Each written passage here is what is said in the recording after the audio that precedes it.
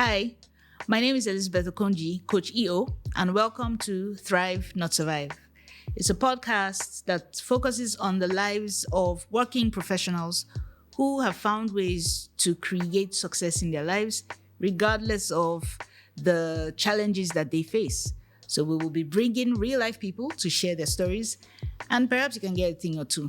This is brought to you by TGL Labs. Your work and your life are intertwined. You can't, there really isn't a divide or a separation, because the same person or the same skills that you use at work, in problem solving, in delegating, in having that listening ear, are pretty much the same skills I use at home. And, your work, because of the passion and the love for the work I do, it's important that my work doesn't suffer. And at the same time, the home front also doesn't suffer. So having working in a great place to work that recognizes that, having the right support system, whether your boss, your colleagues, and then from the home front, the right support system, your husband, your family members, getting help. It's okay to outsource some things. I'm no superwoman. It's very okay to outsource some things. I started off when I didn't have help, right? And thinking back now in hindsight, like where I am now, where I do have help, I'm like, what was I thinking? How was I even able to, function and do those things? It just helps me. You know how they say women are, we have this superpower. It can't be work-life balance. You can't do that. You can't rule that line and say this is work and this is life, because there's an integration. Like I said, it's the same you. It's the same person. It's the same well you're drawing from. It's the same person in the office, the same intellect, the same. I'm me there and I'm me here, right? So yes, maybe some of my kids have to see the softer side of me, but even at work, my colleagues see the softer side of me. Mm-hmm. They also see the not so soft when I have to be firm, and my kids my kids see that too. So I honestly believe that it can't be work-life balance. It's more of an integration. Confidence is something that takes time to build. It's not for some people, it's a year's journey. For some people, it'll take 10 years. Yes, some people it's a lifetime. Some people you just have to come up with coping mechanisms to present as confident, and then go back into your shell and then like, oh my gosh, okay, now I can get my energy back. What I've done is, I'm on a journey of building my confidence, and I think that how I do that is I definitely take on more like high impact projects. I don't run from resistance, so I look forward to resistance. I look for opportunities that are challenging, and I take on those things, even if I don't know what those things are. Document your contributions. So what did you do well this month? Okay. What were your achievements this month? Documenting your contributions helps in terms of like building your confidence. You did this, but there's a reason why the people that hired you. But if your strength is collaboration, be the collaborative leader. If your strength is empathy, use that empathy, right? You don't have to be in the room and then be aggressive and stand like a man and be because they're trying to overly authoritative. Yes, you don't have to do that, right? Because for how long are you going to do that? You find that you're exhausted. I don't believe in work-life balance. I don't think you can balance. I don't know why we're trying to look for balance. I just know that you have to have the confidence to prioritize what's necessary. So that's it. So integrate your work and life. Prioritize responsibly. That's the word. Integration. That's it. Integration. Because we spend how many hours working every day? Yeah. And then how many days a week? Exactly. And then how many days in a year? Yeah. So in my mind, I'm just, don't give people a dot. Don't force them to have to look for balance or feel like something's off when they can't achieve that balance. Yeah. I find a lot of women, some are ambitious, some are not. And if you want to shift from surviving to thriving, you need to want to thrive, not just want to live, right? So living for a lot of women is, I'm paying my bills, my marriage is okay, my children is okay. Just keep me where I am. I really don't care. I'm going to church, I'm going to mosque. a lot of women just have that mentality that as a woman, you should just calm down or not be ambitious enough, that that's the man's responsibility. And your own is just to pray for the man and just not want to grow. So while it's important to also pray for the man and support your husband, but it's okay to also be ambitious and want to thrive and not just want to be like take the box and just live as someone that never existed. So it starts with the mindset and the mentality. Then the second thing is, when you have the will, then you now have to find a way. So it's understanding your environment and then charting a path for yourself. I can't say that this is how you should do it, because if you're in the public sector, the way you thrive is different from the private sector and the industry you're in. So chart a way. I think earlier for me, I had like a career plan, even though most times it did not go according to how I wanted it to be. But I was always reiterating it, and it always evolved, right? So that's the next step, chart a way for yourself. And I think the third thing is just to adapt or adjust to the challenges that will and will always come. I always say when I'm at work, I'm at work. And when I'm at home, and I'm at home. When I'm at work, I barely think about home. When I'm at home, I barely think about work. My own account balance is not money, although money is important. But sometimes seeing the result of your work. So two aspects. In my core career, like my full-time HR job, success for me is progress. And progress is not promotion. It's like, I started at this level, I met this problem, I was able to solve this problem, and I'm able to get past it. In my personal life, with career life, success is the lives that I'm able to touch. So success is intangible. So sometimes people chase success in terms of money. I always tell people that money is a distraction. That's the way I see it. It's a distraction. It makes us focus on money. We're pursuing growth. I want to be successful in my career. I want to do this. But then if you give yourself I don't know about, it has worked for me. Those other things eventually come.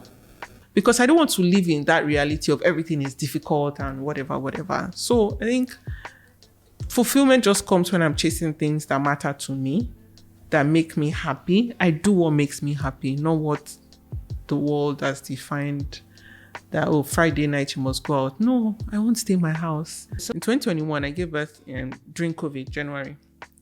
And it was a very rough time for me. So my husband had COVID. I was pregnant. January 13th, I was in labor, but I couldn't say anything because I was driving him to the hospital, whatnot. I was so stressed that when I went to pick his drugs in the hospital, and I just got to the car and I was just weeping.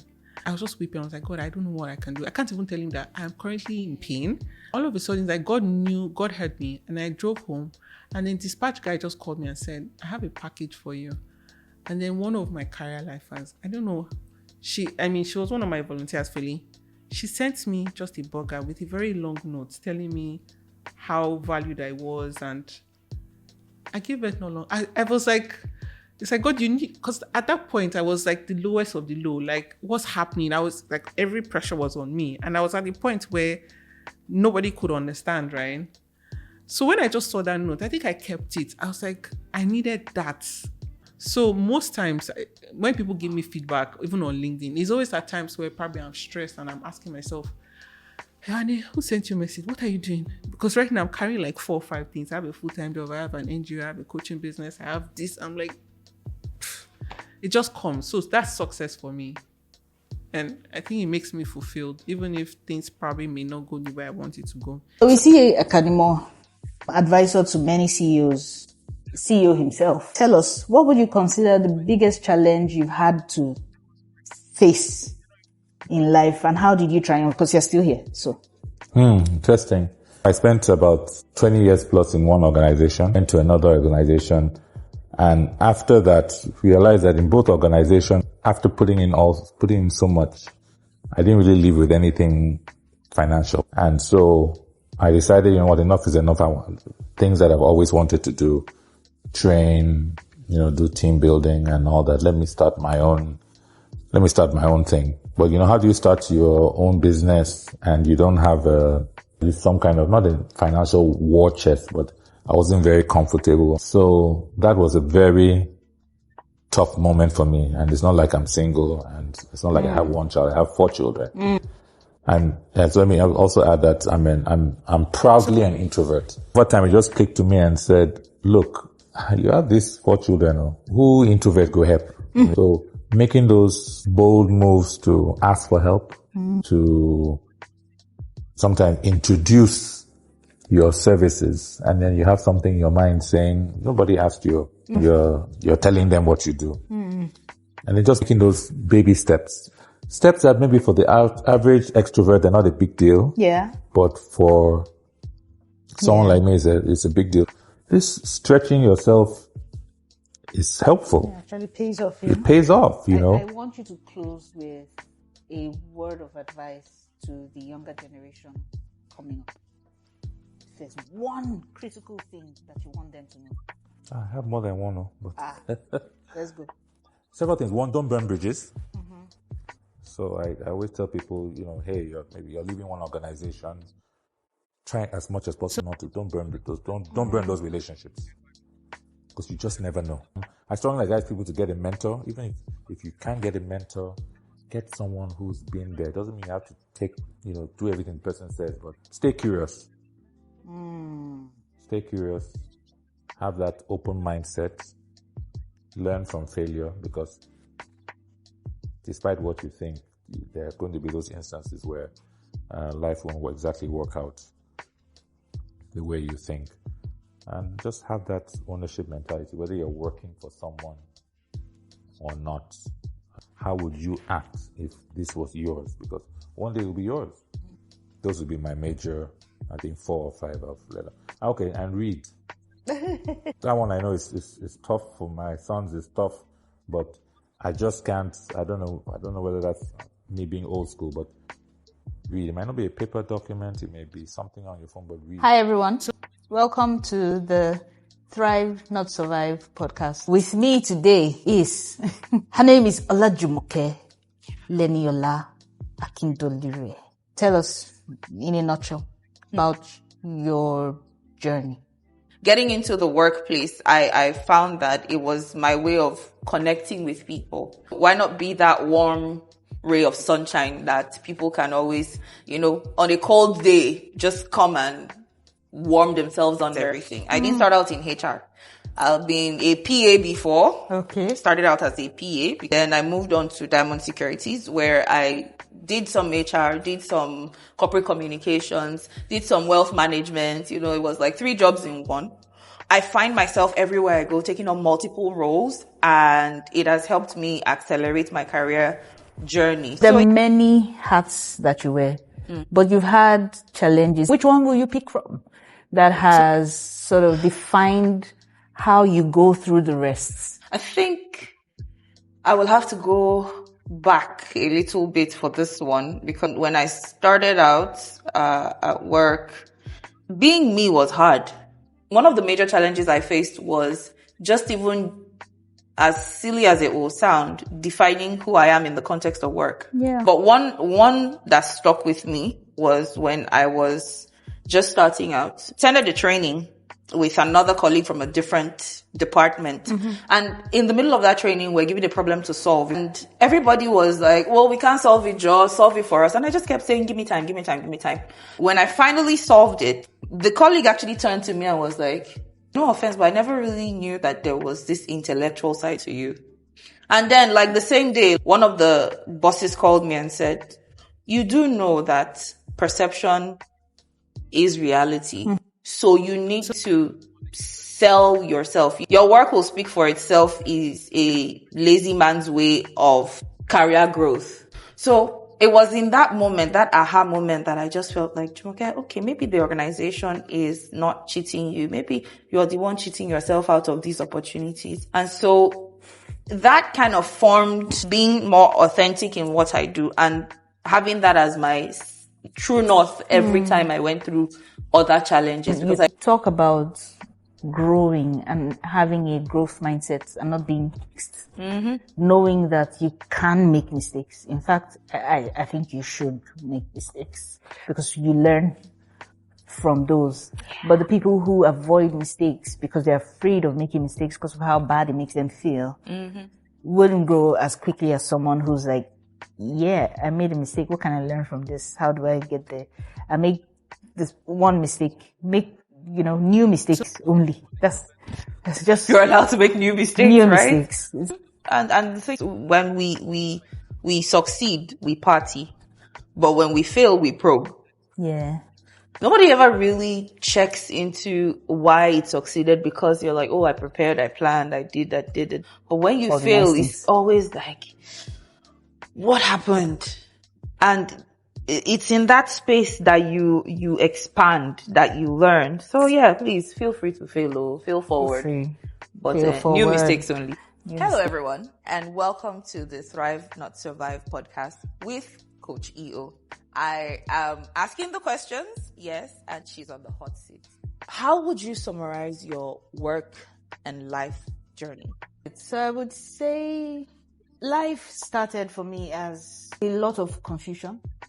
As a child, I was, one of those children that are very brilliant. So you get all the awards, you get everything, everybody, your identity is about your grades. The only time that I had an identity that was mine, and nobody else in the family, both sides, shared, was with my grades.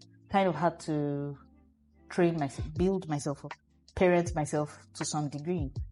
So it's not a very good summary, but there were decisions that had to be made. One thing that got revealed to me in life at some point is when you are at a crossroads.